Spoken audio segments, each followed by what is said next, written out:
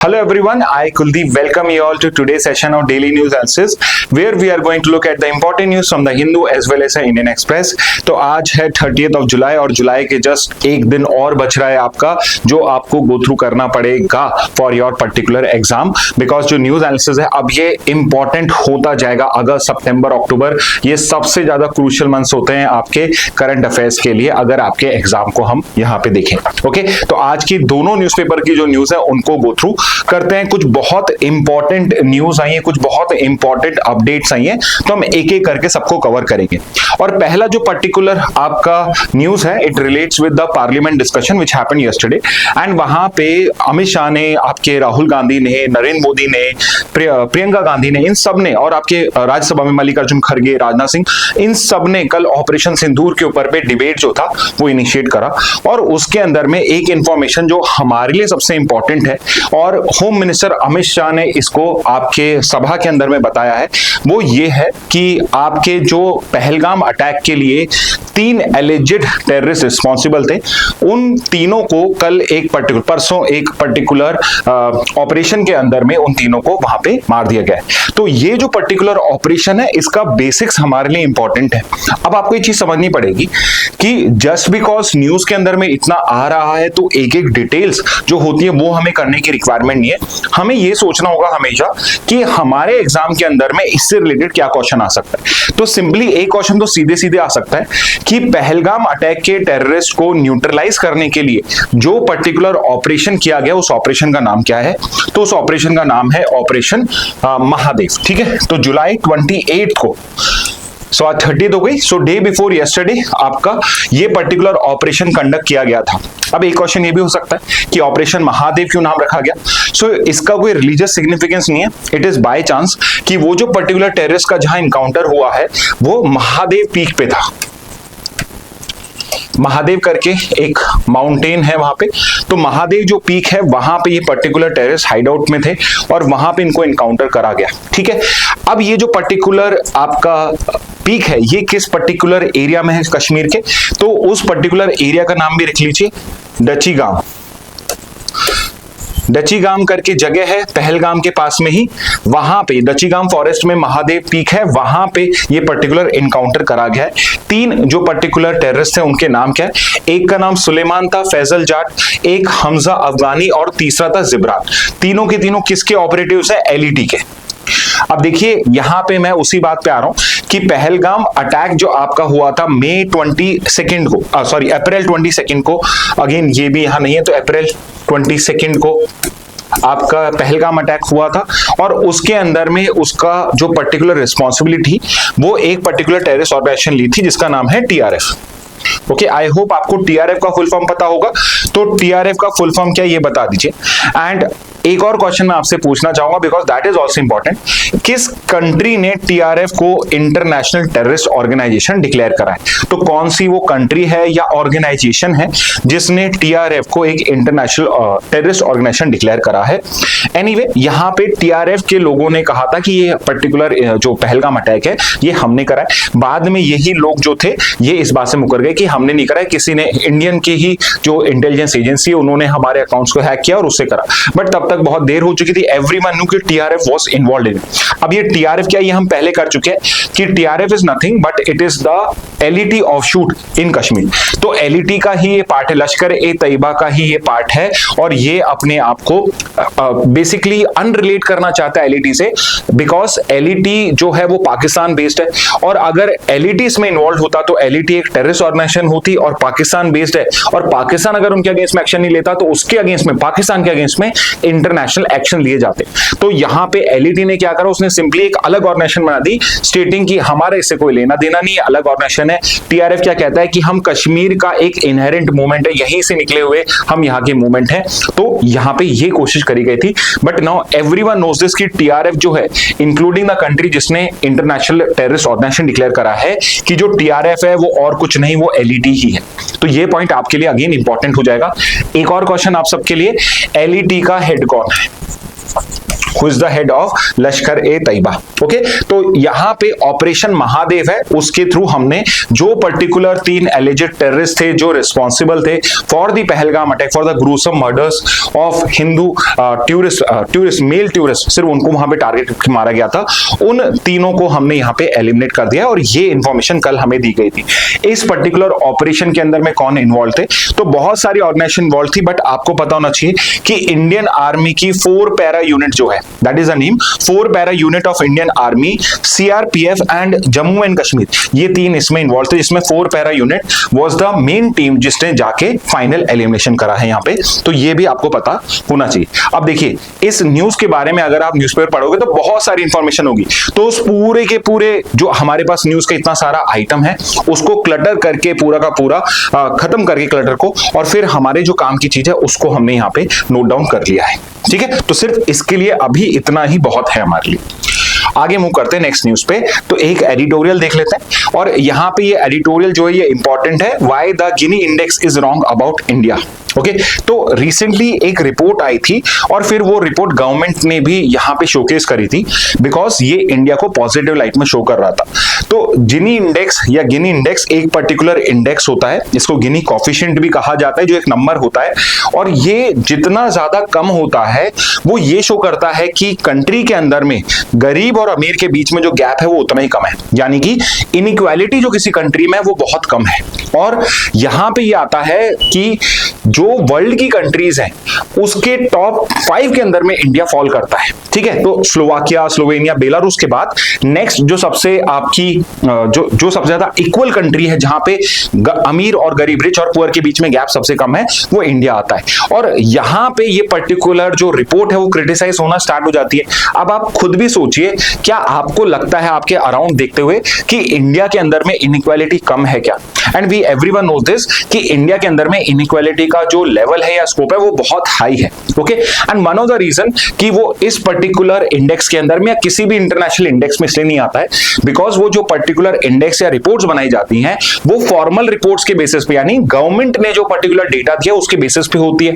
और गवर्नमेंट का डेटा का इशू ये है कि उसके अंदर में जो इनफॉर्मल एम्प्लॉयमेंट होता है वो सब उसके अंदर में नहीं आता, and at the same time India के लोग भी अपनी जो इनकम होती है उसको छुपाते हैं, अपनी वेल्थ को छुपाते हैं और बहुत कम टैक्स एक्सेट्रा पे करते हैं। तो एक्चुअल जो गैप है एक रिच पर्सन में, पुअर पर्सन में, जो क्लासेस के बीच में गैप है वो इन डेटास में शो नहीं हो पाता है। तो यहाँ पे एक बहुत अच्छा आर्टिकल आया है रिगार्डिंग कि ये जो पर्टिकुलर रिपोर्टिंग है ये क्यों इंडिया के कंटेक्स्ट में रॉन्ग है। ओके, तो इसको समझने से पहले, इस आर्टिकल को समझने से पहले हमें गिनी कॉफिशिएंट जो होता है आपका, ये बेसिकली होता क्या है, इसकी वैल्यूएशन कैसे निकाली जाती है, इसका इकोनॉमिक बैकग्राउंड क्या है वो समझ लेते हैं, तो आप इस आर्टिकल को इजीली समझ पाओगे।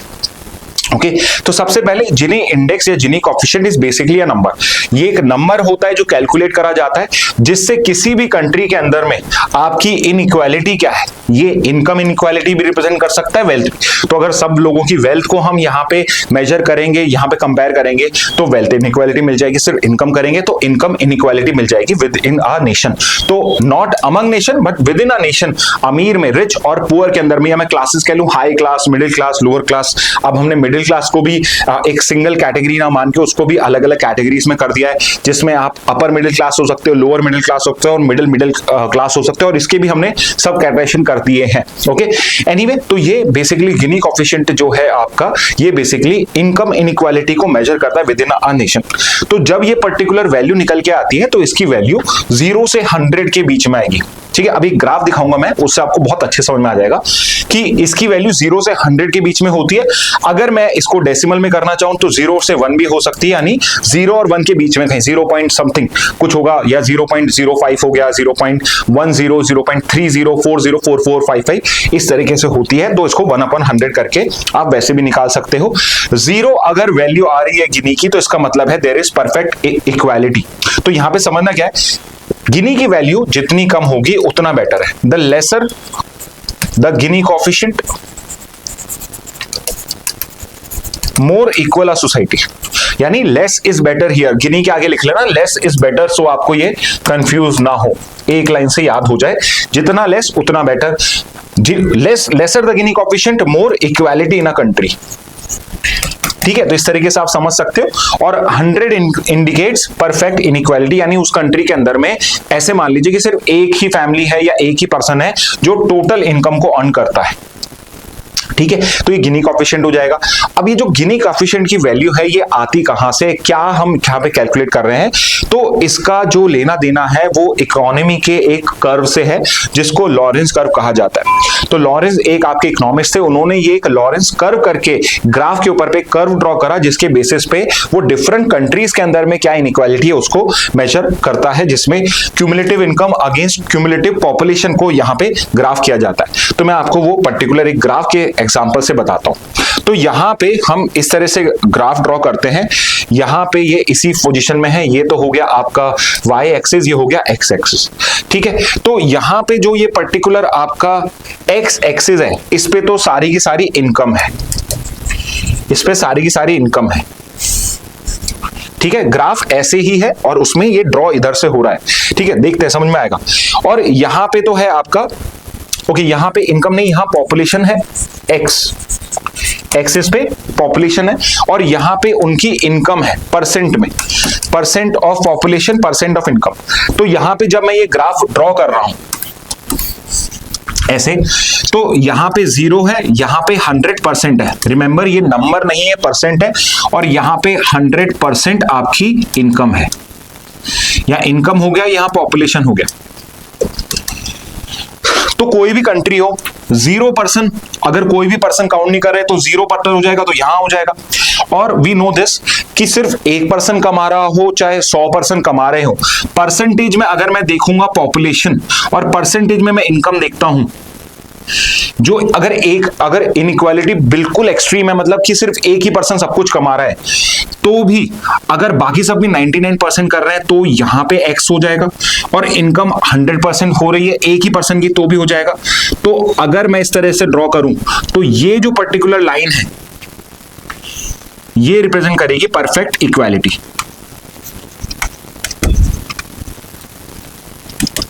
कैसे करेगी? इस पर्टिकुलर ग्राफ को ऐसे समझिए कि यहां 0% पॉपुलेशन रिप्रेजेंटेड है, यहां 10% रिप्रेजेंटेड है, यहां 50% इंडिया की पॉपुलेशन है और यहां 100% है। और इसको इजी करने के लिए परसेंट को समझने का सबसे अच्छा तरीका है कि इसको आप नंबर ही मान लीजिए एक बार का कि ये 10 लोग, 20 लोग, 50 लोग, 100 लोग। तो इंडिया के अंदर में जो अगर टोटल पॉपुलेशन ही 100 लोगों की है तो 100 लोग कितनी इनकम कमाएंगे? टोटल 100 ही कमाएंगे। यानी कि ये पॉइंट जो होगा ये क्या रिप्रेजेंट कर रहा है? ये 100 पीपल को भी रिप्रेजेंट कर रहा है और इस एक्सिस के ऊपर पे ये इनकम को भी रिप्रेजेंट कर रहा है, टोटल इनकम। तो अगर मैं इस पॉइंट को इस पॉइंट से जोड़ दूंगा तो जो पर्टिकुलर लाइन है बेसिकली यहां पे 10% पॉपुलेशन और 10% मेरी इनकम, यानी 10% लोग इंडिया की 10% इनकम कमा रहे हैं। ये अगर 50% रिप्रेजेंट कर रहा है तो 50% लोग इंडिया की 50% अर्न कर रहे हैं। यानी कि जितनी मैं पॉपुलेशन देख रहा हूं, जितने परसेंट मैं पॉपुलेशन देख रहा हूं, उतने ही परसेंट इनकम लोगों की दिख रही है।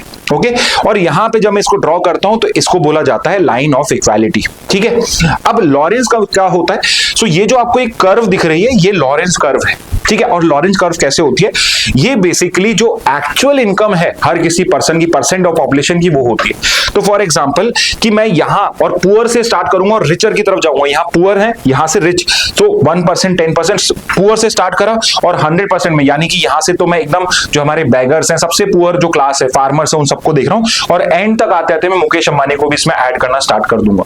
तो यहां पे मैं देखता हूं कि जब मैं पुअरेस्ट को देख रहा हूं तो यहां पे इनकम चल रही है, उनकी इनकम बढ़ती जा रही है। तो यहां मैं देख रहा हूं कि जो पुअर लोग हैं वो लेस देन 1%, 0.5% कुछ कमाते होंगे।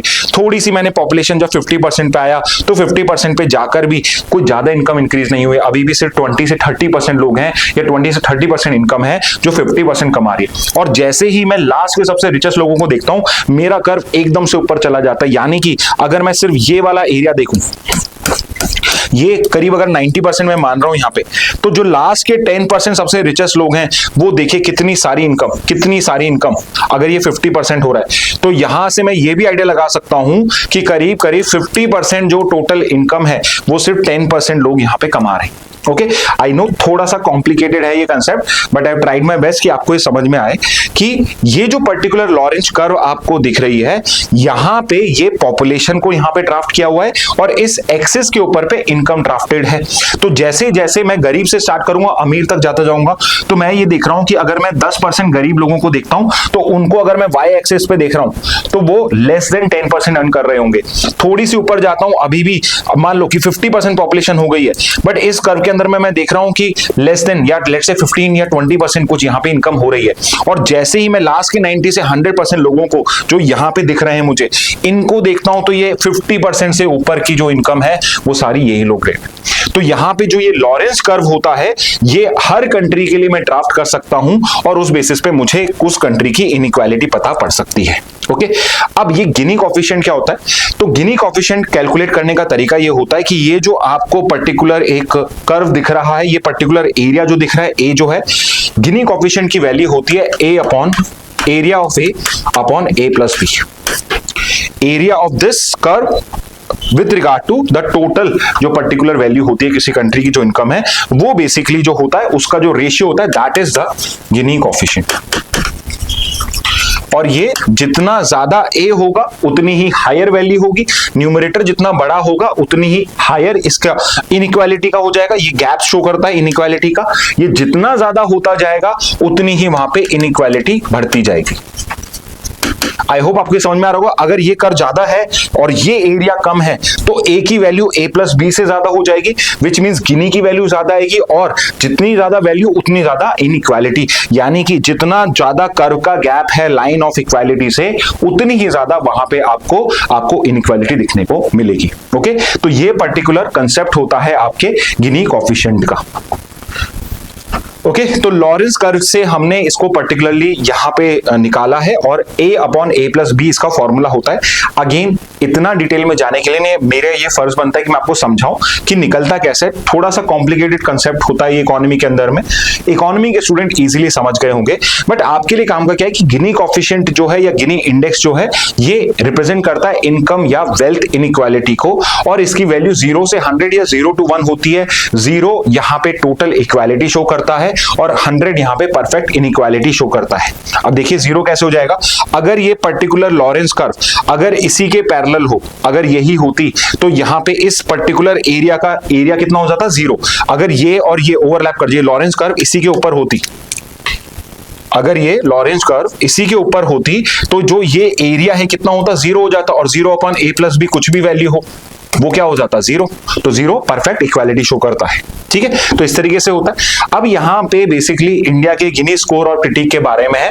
तो as per this report India का जो गिनी इंडेक्स पर्टिकुलर वैल्यू है वो 25.5 है, and as per the criteria वो मॉडरेटली लो इनइक्वालिटी की कैटेगरी में फॉल करता है, विच मींस इंडिया जो है वर्ल्ड की सबसे कम या सबसे ज्यादा इक्वल कंट्रीज में आता है।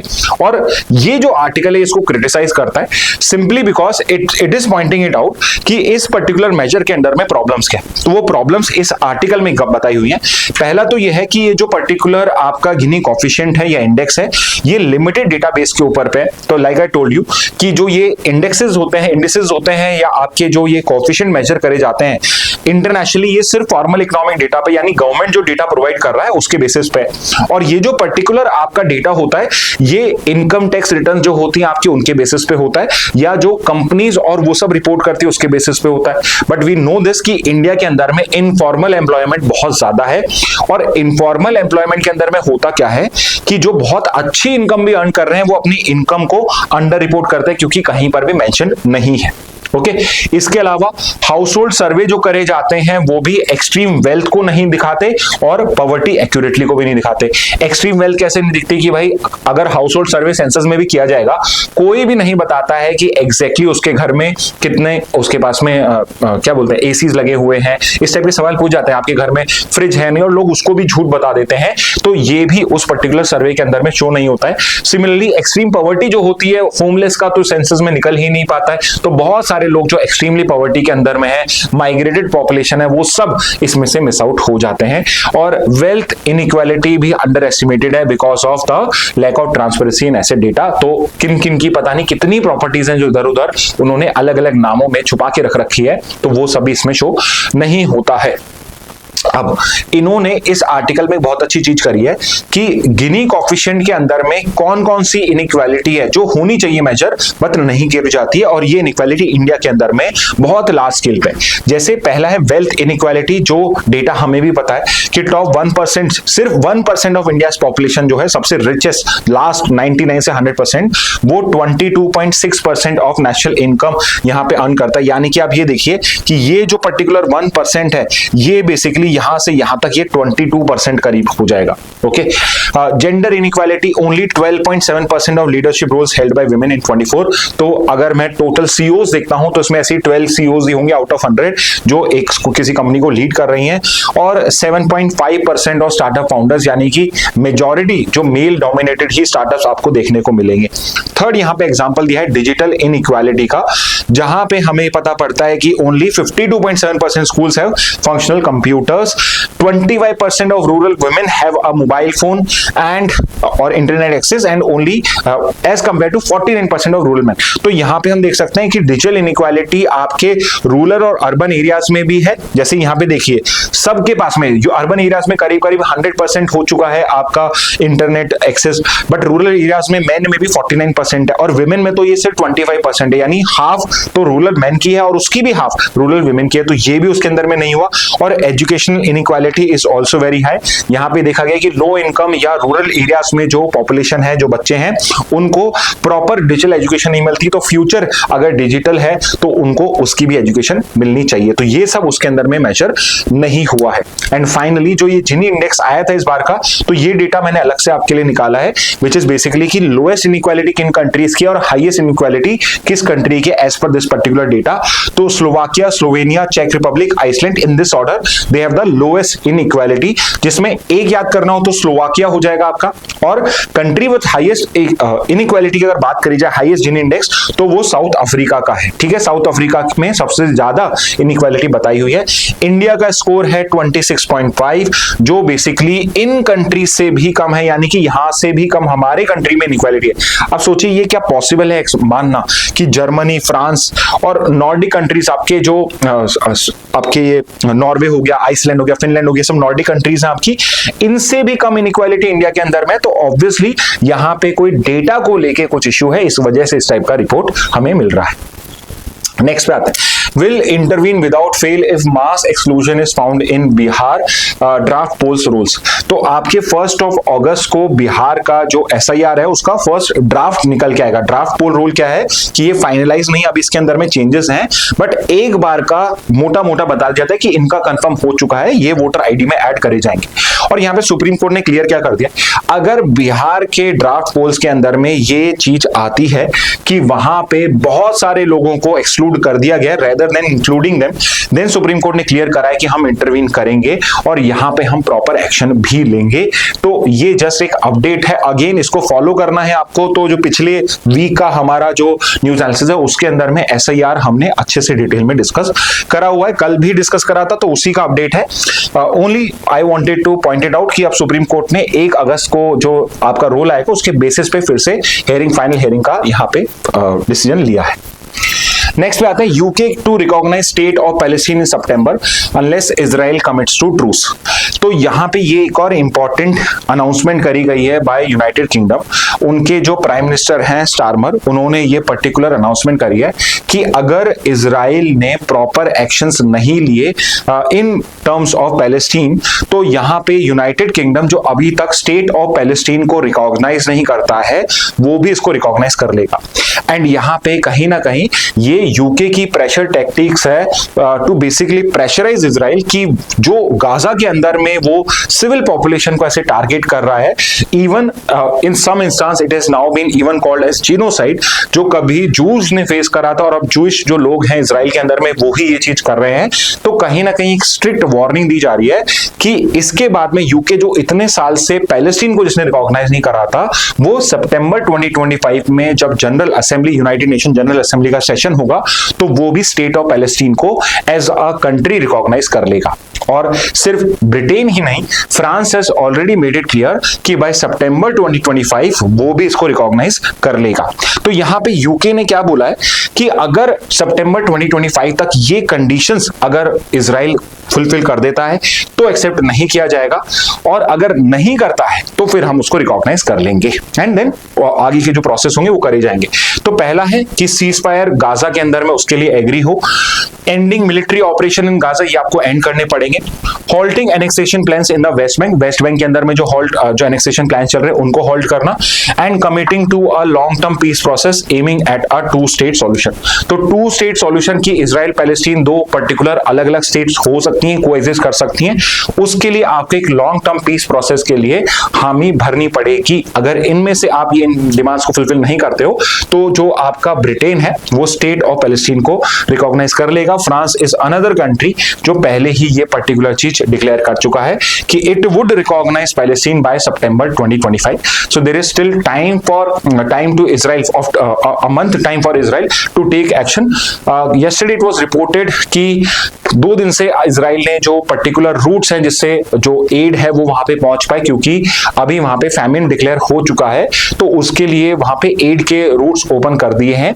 तो लेट्स सी कि अगर ये एक्शन ले लेता है नेक्स्ट 1 मंथ के अंदर में तो प्रोबेबली यहां पे ब्रिटेन उसको रिकॉग्नाइज नहीं करेगा, otherwise it has made clear कि वो उसको रिकॉग्नाइज करेगा। ओके, अब यहां पे जो ये पर्टिकुलर एक इंटरनेशनल लॉ का कंसेप्ट है, कंसेप्ट ऑफ रिकॉग्निशन, कि कोई पर्टिकुलर स्टेट वो स्टेट है या नहीं ये कैसे डिटरमाइन होता है, क्या कोई इंटरनेशनल लॉ है, क्या इसकी कुछ कंडीशंस हैं कि उनको कैसे रिकॉग्नाइज किया जाता है, रिकॉग्नाइज करने का लीगल इंप्लीकेशन क्या होता है इंटरनेशनली, और लेट्स से कि अगर कुछ कंट्रीज मिलके किसी एक पर्टिकुलर रीजन को अगर स्टेट डिक्लेयर करते, जैसे एग्जांपल मैं दूं आपको कि कल आपके जो परमानेंट 5 मेंबर्स है सिक्योरिटी काउंसिल के, ऑल 5 एग्री कि जो कश्मीर है it's a separate country now, तो क्या फिर वो इंडिया फोर्स हो जाएगा क्या उसको रिकॉग्नाइज करने के लिए?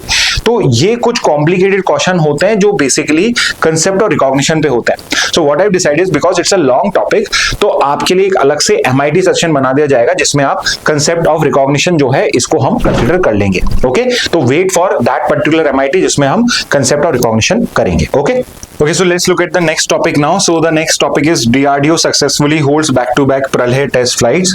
तो प्रलय जो आपकी एक मिसाइल है, बहुत इंपॉर्टेंट मिसाइल है, इसके अभी रिसेंटली 2 बैक-टू-बैक टेस्ट करे और दोनों हमारे सक्सेसफुली हमने अचीव कर लिए, विच मीन्स कि ये जो पर्टिकुलर मिसाइल है ये हमारे पर्टिकुलर ऑपरेशंस में अब इंडक्ट हो जाएगी और उसको हम यूटिलाइज करेंगे।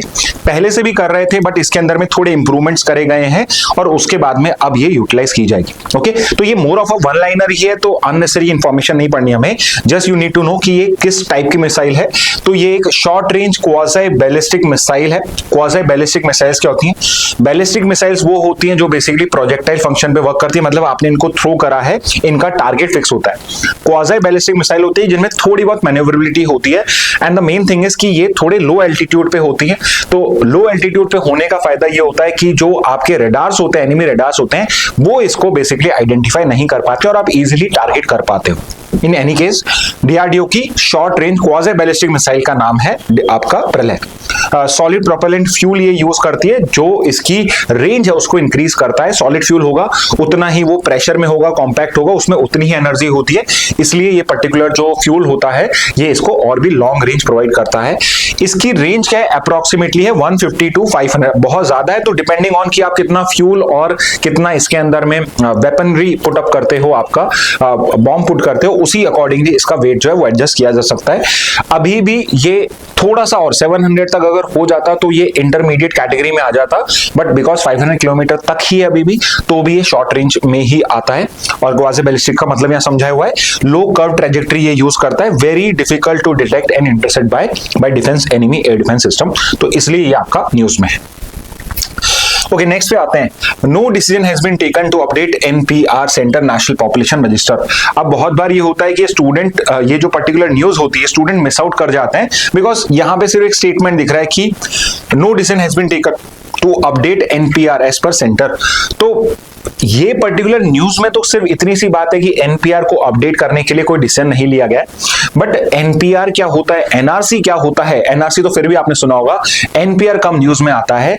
ये पर्टिकुलर कंसेप्ट्स क्या है ये आपको पता होने चाहिए, बिकॉज यहां पे से क्वेश्चन बन के आ सकता है। ओके, 2-3 साल पहले ये हर साल सबसे इंपॉर्टेंट टॉपिक में से एक होता था। एक बार सिटीजनशिप पे इस पे क्वेश्चन भी आ चुका है, स्टिल फिर से न्यूज में है तो इस पे क्वेश्चन आ सकता है। And it wouldn't harm us कि अगर हम एनपीआर और एनआरसी जो इन एनी केस सिटीजन को पता होना चाहिए अगर हमें पता हो। तो as the name suggest, NPR is basically a national population register which is basically a registry या रजिस्टर है एक, जिसके अंदर में जो इंडिया के पॉपुलेशन है, जो रेसिडेंट्स है, उन सबका नाम होता है। ओके, तो is a resistor of usual residents of a country, usually जो इंडिया में रह रहे हैं वो आते हैं। तो एक चीज आपको क्या समझनी है, एनपीआर जो रजिस्टर होता है ये सिटीजनशिप का रजिस्टर नहीं होता है, ये रेसिडेंट्स का होता है। विच सिंपली मींस कि चाहे इंडियन हो, कोई फॉरेनर इंडिया में स्टडी कर रहा हो, कोई फॉरेनर इंडिया के अंदर में कोई लेट्स से टूरिज्म के लिए आया हो, या लेट्स से किसी हेल्थ रीजन से आया हो, या फिर टेम्पररी वर्क वीजा पे आया हो, उन सबका नाम भी एनपीआर में मिल जाएगा। It is what a usual resident is someone who has lived in a local area for at least 6 months, पिछले 6 महीने से रह रहा है, या फिर उसकी इंटेंशन है to stay for the next 6 months, यानी टोटल 6 मंथ्स प्लस अगर कोई भी रह रहा है, 12 मंथ्स नहीं है, टोटल 6 मंथ्स प्लस कोई रह रहा है, तो वो यूजुअल रेसिडेंट की कैटेगरी में आएगा, तो उसका नाम एनपीआर में आ जाएगा। तो नोट्स कैसे बनाते हैं, एनपीआर लिखिए, एरो लगाइए, एरो में लिखिए, आगे लिखिए usual residents, register of usual residents, आगे लिखिए यूजुअल रेसिडेंट कौन होता है, usual resident is someone living in India for more than 6 months. Okay, next is NPR किस लॉ के अंदर में है, तो सिटीजनशिप एक्ट और सिटीजनशिप रूल्स जो है उसके अंदर में एनपीआर का कंसेप्ट है। 2010 में हमने पहली बार एनपीआर क्रिएट करा था, 2015-16 में से अपडेट करा गया था, और as per this 119 crore residents का हमारे पास डेटा है। बट वी नो दिस कि करंटली इंडिया की पॉपुलेशन जो है रिसेंटली इंक्रीज हो चुकी है बहुत ज्यादा नेक्स्ट लास्ट 10 ईयर्स के अंदर में, और कोविड के टाइम में एंड कुछ साल में बहुत सारी डेथ्स भी हुई हैं, तो इसको अपडेट करना बहुत जरूरी है हमारे लिए। बेसिकली इसमें डेटा कौन सा होता है, डेमोग्राफिक डेटा, बेसिकली आपका जो एज है, आपका जो पर्टिकुलर जेंडर है, आपकी जो पर्टिकुलर डेमोग्राफी में एज आएगा, जेंडर आएगा, एंड आपका मैरिटल स्टेटस, ये सब आपके उसमें इंक्लूड हो जाएगा। एंड ऑल्सो बायोमेट्रिक इंफॉर्मेशन भी अब रेसिडेंट्स की इसमें इनकॉर्पोरेट करी जाती है। तो ये है एनपीआर आपका। दूसरा है एनआरसी। अब यहां पे देखिए ये क्या है, नेशनल रजिस्टर ऑफ सिटीजन्स। तो एनपीआर तो पॉपुलेशन का रजिस्टर है और ये सिटीजन्स का रजिस्टर है आपका, और जितने भी इंडियन सिटीजन्स हैं इंडिया के, उन सब का नाम इस एनआरसी में होता है। इसका पर्पस क्या है, इलीगल इमिग्रेंट्स उनको आइडेंटिफाई करना, उनको डिपोर्ट बैक करना, और बाकी सबको एक पर्टिकुलर डॉक्यूमेंटेशन प्रोवाइड करना कि आप सब इंडिया के सिटीजन्स हैं। ये भी किसके अंदर में होता है, ये भी सिटीजनशिप एक्ट 55 और सिटीजनशिप रूल्स 2003। अब यहां पे समझने की बात यह कि एनआरसी बनाने के लिए मेरा एनपीआर करना जरूरी है। It is the first step. क्यों, जो पॉपुलेशन रजिस्टर होता है उसी में से जो सिटीजन्स होते हैं उनको मुझे आइडेंटिफाई करना है, दैट्स इट। ओके, तो यहां पे एनआरसी अगर मुझे बनाना है, जो बहुत टाइम से बीजेपी का एक पोल का इश्यू रहा है कि बहुत सारे इलीगल इमिग्रेंट्स बांग्लादेश से, बाकी कंट्रीज से इंडिया में एंटर कर चुके हैं और इलीगली यहाँ के जो लोग हैं उनके रिसोर्सेज को यूटिलाइज कर रहे हैं, जिस वजह से यहाँ की जो पब्लिक है उनको सफर करना पड़ रहा है। तो ये एक पर्टिकुलर आर्ग्यूमेंट रहा है बीजेपी का, और इसके लिए जैसे कि हम एक एनआरसी एक्सरसाइज करेंगे जिसमें सिर्फ सिटीजन्स ऑफ इंडिया को रिकॉग्नाइज करा जाएगा, तो वोटिंग के अंदर में कोई भी इलीगल इमिग्रेंट जो है वो इन्फ्लुएंस नहीं कर पाएगा। जो लोकल लोगों के राइट्स हैं उनको कोई भी यहाँ पे उसको वायलेट नहीं कर पाएगा, तो इसलिए एनआरसी बनाना पड़ेगा। बट एनआरसी से पहले एनपीआर करना जरूरी है। तो क्वेश्चन ये है कि आज तक इंडिया के अंदर में ऑल इंडिया लेवल पे क्या एनआरसी करा गया है? So answer is no. India में आज तक कभी भी एनआरसी नहीं करा गया है, but there is one state जिसमें सुप्रीम कोर्ट के ऑर्डर की वजह से एनआरसी करना पड़ा था, and that state is Assam.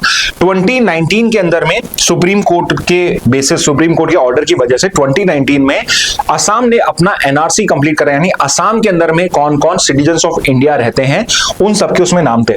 अब ये जो पर्टिकुलर एक्सरसाइज करी गई उसमें एक बहुत बड़ा इशू आया। उसमें इशू क्या हुआ कि करीब करीब 19 lakh people in a single state they were left out of the NRC, यानी कि जो फाइनल लिस्ट थी उसमें से 19 लाख लोग के नाम मिसिंग थे। They were not citizens of India and the reason was कि they were not able to provide the proper documentation.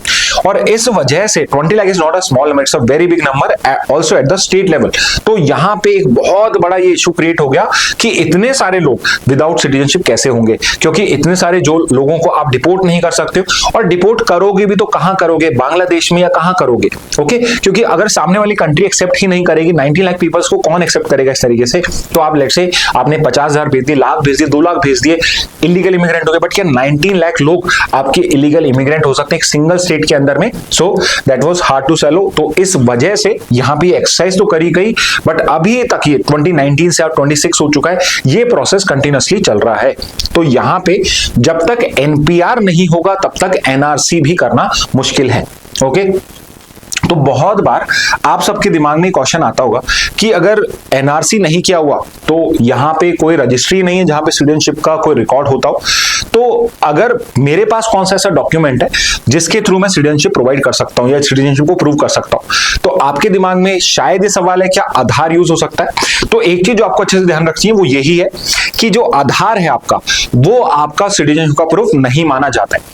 यहां पे कुछ डॉक्यूमेंटेशन है जो प्रूफ ऑफ सिटीजनशिप के लिए एक्सेप्ट किए जा सकते हैं। ये कंक्लूसिव प्रूफ नहीं है, बट इनको यूज किया जा सकता है। फॉर एग्जांपल कि अगर आप अपना बर्थ सर्टिफिकेट शो कर दो, ये एक प्रूफ ऑफ सिटीजनशिप हो सकता है। School leaving certificate, this can be a proof of citizenship. अगर आपके पास में पासपोर्ट है, this can be a proof of citizenship. And then you have your voter ID card, ये भी प्रूफ ऑफ सिटीजनशिप है। अब मैं यहां पे कैन वर्ड यूज क्यों कर रहा हूं? बिकॉज आपके बिहार में जो एसआईआर चल रही है उसमें से ये जो 2 पर्टिकुलर हैं, वो passport, voter ID card, passport तो आपको फिर भी अलाउड है, वोटर आईडी कार्ड जो है वो आपका एक्सेप्टेड नहीं करा गया। However, you have to know this कि पासपोर्ट और वोटर आईडी कार्ड यूनिवर्सली सबसे बड़ा एविडेंस माना जाता है एक सिटीजनशिप प्रूफ होने का। तो यहां पे देयर इज अ रिक्वायरमेंट कि जब आपको पासपोर्ट इश्यू किया जाए या वोटर आईडी कार्ड इश्यू करा जाता है, उस टाइम में अगर कोई पर्टिकुलर डाउट है रिगार्डिंग सिटीजनशिप तो उसको उसी टाइम क्लियर कर लेना चाहिए। अदरवाइज अगर आपके पास में ये चारों में से कोई डॉक्यूमेंटेशन है, that is proof enough for your citizenship. तो करंटली सिटीजनशिप के लिए कोई अलग से प्रूफ नहीं होता है।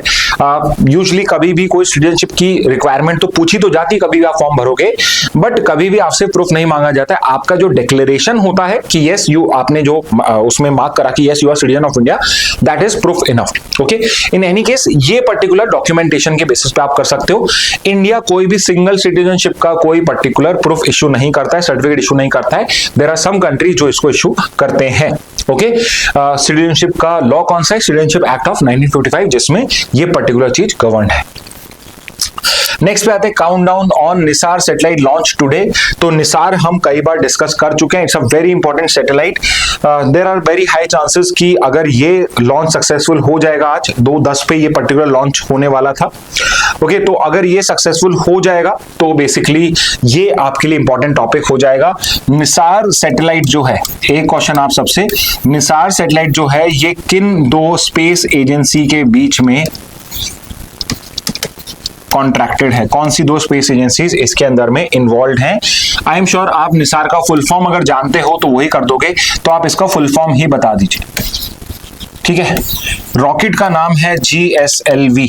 GSLV रॉकेट है आपका, जो बेसिकली इस पर्टिकुलर सैटेलाइट को GSLV F-16 रॉकेट है जिसपे हम इस सैटेलाइट को लॉन्च करेंगे। नेक्स्ट पे आ जाते हैं हिंदू में। Kaziranga in Assam records 3rd highest tiger density in India after Bandipur Corbett. तो ये न्यूज मैंने स्पेसिफिकली इसलिए ली है बिकॉज टाइगर डेंसिटी के अंदर में भी जो रैंक 1 और 2 है वो भी चेंज हो गई है। बिकॉज इससे पहले सबसे ज्यादा टाइगर डेंसिटी मतलब कि नंबर ऑफ टाइगर्स इन पर स्क्वायर किलोमीटर, छोटे एरिया में ज्यादा टाइगर्स कहां पे हैं, उसमें number 1 spot Corbett national park का था, जो कहां पे आप बताइए। और अब वो पर्टिकुलर फर्स्ट पोजीशन है वो अब बांदीपुर टाइगर रिजर्व के पास चली गई। ये बताइए ये कहां पर है? तो you have to give me 2 things in the comment box. Bandipur tiger reserve कहां पे, कॉर्बेट टाइगर रिजर्व कहां पर है? ओके, तो फर्स्ट पे बांदीपुर हो गया, कॉर्बेट सेकंड पे है, और थर्ड पे काजीरंगा असम में, जहां tiger density number of tigers इन पर स्क्वायर किलोमीटर एरिया में है। और यू शुड नो दिस कि काजीरंगा असम या असम में जो रॉयल बंगाल टाइगर है उसका जो साइज है as compare to royal Bengal tigers in other tiger reserve वो थोड़ा लार्जर होता है। This might be because of of the geography और द एनवायरमेंट, बट उसका साइज थोड़ा बड़ा होता है बाकी सबसे। ओके, तो काजीरंगा टाइगर रिजर्व के अंदर में अभी रिसेंटली ये सर्वे करा गया है और उसमें ये आया है कि काजीरंगा के अंदर में 148 टाइगर से अक्रॉस 1307 स्क्वायर किलोमीटर एरिया, जिसको अगर हम डिवाइड करेंगे तो वुड फाइंड आउट कि पर स्क्वायर किलोमीटर में सबसे ज्यादा टाइगर्स थर्ड नंबर पे आपके काजीरंगा के अंदर में, after Bandipur first, Corbett second, तो ये हो जाएगा। अब अगर हम ये कर रहे हैं तो जो बाकी की डिटेल्स हैं वो भी हम यहीं पे कर लेते हैं। तो बहुत सारे जो भी टाइगर रिजर्व के क्वेश्चंस होते हैं सारे हम यहाँ कवर कर रहे हैं। Total tiger reserves in India 58 tiger reserves हैं इंडिया के अंदर में। सबसे लेटेस्ट कौन सा है तो वो आपका माधव नेशनल पार्क है। सबसे ज्यादा किस स्टेट में है टाइगर रिजर्व? सबसे ज्यादा मध्य प्रदेश में। सबसे ज्यादा टाइगर रिजर्व भी मध्य प्रदेश में, सबसे ज्यादा टाइगर्स भी मध्य प्रदेश में है। कौन सी कंट्री है जहां पे सबसे ज्यादा टाइगर्स हैं? तो 75% tigers of the world are in a single country. तो which country has the most number of tigers, ये आप बता दीजिए मुझे। तो मध्य प्रदेश में सबसे ज्यादा टाइगर रिजर्व्स हैं, सबसे ज्यादा टाइगर पॉपुलेशन भी है, उसके बाद में कर्नाटका आ जाता है। लार्जेस्ट टाइगर रिजर्व कौन सा है इंडिया का? तो लार्जेस्ट टाइगर रिजर्व पहले आंध्र प्रदेश में था, अब आंध्र प्रदेश तेलंगाना बॉर्डर पे है, तो दोनों स्टेट में है, और वो है नागार्जुन सागर श्रीसेलम टाइगर रिजर्व आपका। स्मॉलेस्ट है बोर टाइगर रिजर्व जो महाराष्ट्र के अंदर है। Tiger population, India wild tiger population is around 3682। Last tiger census आपका 22 में हुआ था, तो उसमें 3682 पॉपुलेशन थी। सबसे ज्यादा टाइगर पॉपुलेशन रिजर्व वाइज देखी जाए तो कहां पर है? जिम कॉर्बेट में सबसे ज्यादा है। अगेन टाइगर डेंसिटी में पर स्क्वायर किलोमीटर में ये सेकंड पे है और ये फर्स्ट है आपका जिम कॉर्बेट 260 बांदीपुर में, फिर उसके बाद नगर होल में। तो this is the tiger reserve with the highest tiger population, Jim Corbett हो जाएगा। सबसे नया टाइगर रिजर्व आपका Madhav tiger reserve in MP 9th tiger reserve हो जाएगा। कंजर्वेशन और लीगल फ्रेमवर्क क्या है इसका? Basically wild life protection act के अंदर में आपकी एक बॉडी है NTCA, national tiger conservation authority. That is the authority जो बेसिकली रिकमेंड करती है to the state government to declare a particular area as a tiger reserve. Okay, तो एनटीसीए है national tiger conservation authority, created under wildlife protection act, जो ये declare करती है कि कोई पर्टिकुलर या रिकमेंड करती है कि कोई एरिया को टाइगर रिजर्व डिक्लेयर करना है या नहीं करना है। नेक्स्ट पे आ जाते हैं, एक इंडियन एक्सप्रेस की न्यूज देख लेते हैं, बाकी दोनों में न्यूज सेम आई है, सिमिलर न्यूज एकदम। IMF upgrades India financial year 26 GDP growth forecast to 6.4% as trade tension ease. तो यहाँ पे इंडिया की जो पर्टिकुलर प्रोजेक्शन है जीडीपी का उसको 6.2 से इंक्रीज करके 6.4 कर दिया है। It is basically a projection for this financial year. Next financial year 26, financial 26 क्या होता है? 1 अप्रैल 2025 से लेके 31 मार्च और 2026 इज फाइनेंशियल ईयर 2026, और उसमें हमारी जो पर्टिकुलर फोरकास्ट है वो इंक्रीज करी गई, हमारी ही नहीं सबकी करी गई है, जिसमें सबसे बड़ा अपग्रेड जो किया गया है वो इंडिया का नहीं, इंडिया का तो 6.2 से 6.4 हुआ है, बट चाइना का 4.0 से 4.8 है। ओके, तो सबसे ज्यादा इंक्रीज कहां पे किया गया है? चाइना का यहाँ पे किया गया है। और usually what is the reason behind it? तो यहाँ पे because trade tension ease out हुए, यूएस जो है अब वो जो पर्टिकुलर कंट्रीज पे सब पे एक साथ रेसिप्रोकल टैरिफ्स लगाए थे, आपके चाइना के अगेंस्ट में बहुत सारे एक्शंस लिए जा रहे थे, रशिया यूक्रेन वॉर था, इजराइल हमास वॉर एकदम पीक पे था, रेड सी के अंदर में ट्रेड डिस्टर्बेंसेस चल रहे थे, तो वो सब क्या है अब थोड़े से सेटल डाउन हुए हैं। तो इंडिया की, या इंडिया ही नहीं वर्ल्ड की जीडीपी भी इंक्रीज करी गई है, 3 से 3.2 कर दी गई है, और सारे जो मेजर कंट्रीज है उन सबकी भी यहाँ पे देयर इज अ इंक्रीज। तो यूएस की 1.8 से 1.9, यूके की 1.1 से 1.2, रशिया है जिसकी कम करी गई है 1.5 से यहाँ पे 0.9 रह जाएगी न्यू फोरकास्ट के हिसाब से in this particular financial year, because अभी वो वॉर के अंदर में इन्वॉल्व है। But in any case overall जो आपका ग्लोबल सिनेरियो है वो बेटर होता जा रहा है। ओके, सो बिकॉज आईएमएफ यहाँ पे इन्वॉल्व है, तो आईएमएफ के फैक्ट्स हैं आपके सामने में। 3-4 चीजें जो आपको अच्छे से याद हो जानी चाहिए कि जो आईएमएफ है ये कहाँ पे हेडक्वार्टर है, तो न्यूयॉर्क के वॉशिंगटन डीसी यूएसए के अंदर में हेडक्वार्टर्ड है। 1944 में बना था, 45 से ऑपरेशन इसका बिगिन हो गया था। 190 मेंबर कंट्रीज हैं, India is also a member of World Bank group as well as the IMF, दोनों का है। इसका ऑब्जेक्टिव क्या है? तो सबसे मेन ऑब्जेक्टिव है इसका कि इसको बैलेंस ग्रोथ क्रिएट करनी है इंटरनेशनल मार्केट के अंदर में, एक्सचेंज रेट में स्टेबिलिटी लाके रखनी है कि एक्सचेंज रेट ज्यादा ऊपर नीचे नहीं होनी चाहिए कि $1 कभी कभी 80 का हो रहा है और एकदम से 100 हो गया, तो एक स्टेबिलिटी लाई जाए। और शॉर्ट टर्म लोन्स भी प्रोवाइड करता है जिनको बैलेंस ऑफ पेमेंट क्राइसिस, यानी एकदम से अगर किसी को शॉर्टेज हो जाए फॉरेन करेंसी की, तो ये पर्टिकुलर चीज भी प्रोवाइड करी जाती है।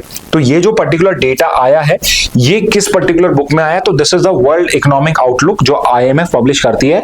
ये एक इंपॉर्टेंट आपका रिपोर्ट है, वर्ल्ड इकोनॉमिक आउटलुक जो IMF पब्लिश करता है, और ये डायरेक्टली आपसे पूछा जा सकता है। So know this particular report, okay.